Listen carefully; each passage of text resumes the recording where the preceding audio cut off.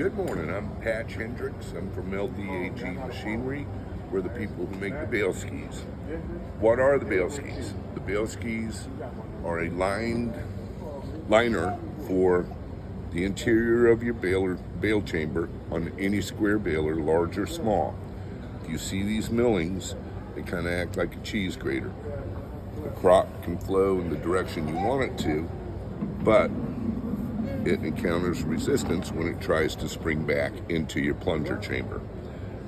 Here we have a full-size model for a small square baler, and the entire inside of the chamber receives these two big inserts, and as you can see, the millings are there, and they act kind of like your wedges do, only they do it for the entire length of your bale chamber.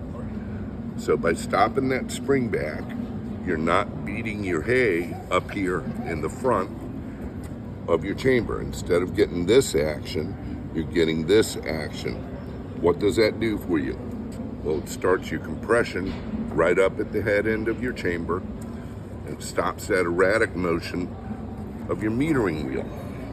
This is a metering wheel on a New Holland 575, and instead of going 3 forward, 2 back, 3 forward, 2 back, or whatever erratic action you're getting right now, you get a steady progression.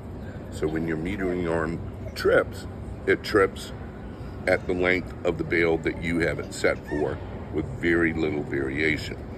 Okay, what does that do for you on this end? It means you don't have to have your pressure rail pinching down on your bale. The more you pinch on your bale, the more you're going to get those banana bales and C-shaped bales.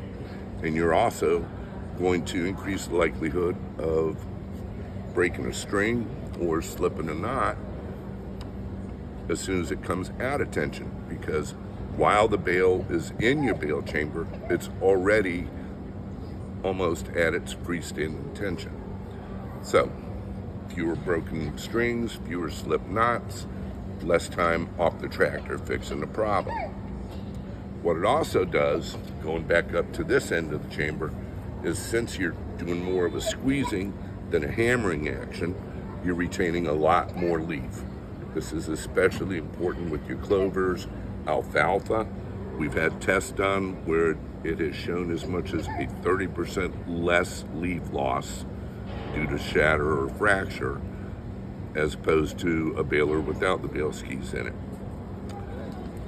They also reduce a lot of the hammer effect or the plunger shock that you get, because your plunger is able to complete its stroke, deliver its hay, go back, get another charge of hay, bring it in, and complete its stroke again without encountering resistance.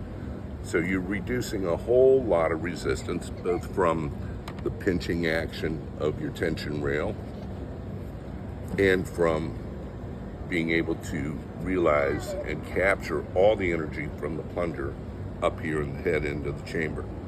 Okay, it also eliminates that hammer effect that you get when the plunger is encountering resistance. That energy is captured in here instead of radiating throughout the moving parts of the baler, up your drawbar, through your PTO shaft, all the way to you up in the operator station. You don't get off the baler at the end of the day feeling like you've been kidney punched all day, because that energy now is being harnessed here.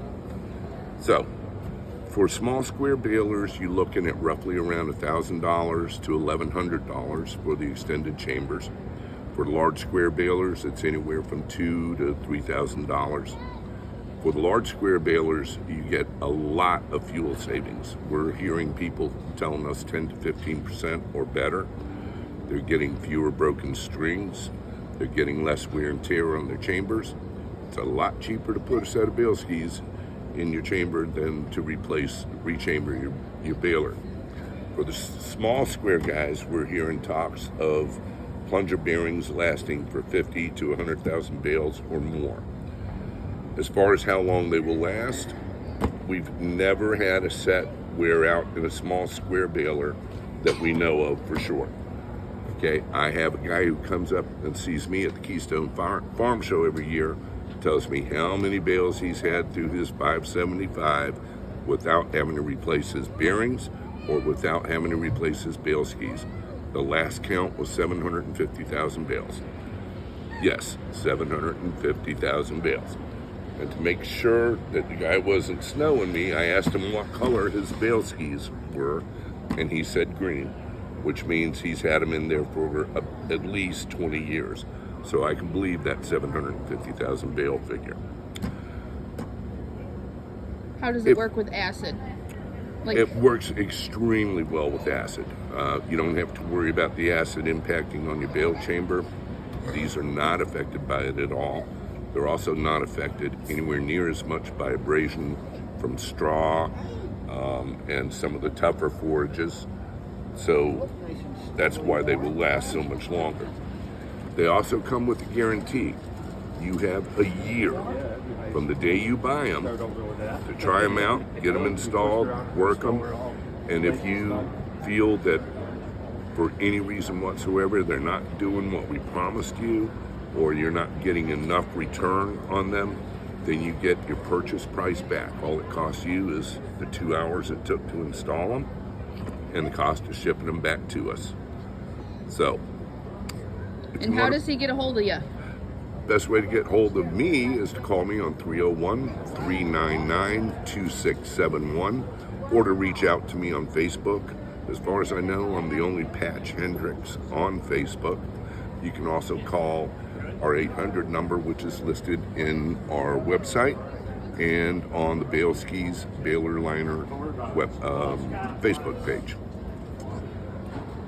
That's about all I have to say for this morning. I really want to thank Sean Larrabee and his wife Rachel, who is on the backside of this camera, for allowing me to do this and allowing me to pitch my product.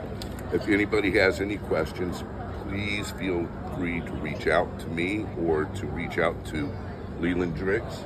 This is the guy who invented them. He invented them in the mid-90s. There's a long story behind it, which we'll gladly share with you. But he invented them originally to reduce leaf shatter in his large square baler. His neighbors were so impressed with what he was doing that they asked him to make the sets for their balers, and that's how the company got started out. Okay, I thank you very much for your time. Thank you, Sean. Thank you, Rachel. Everybody have a great day.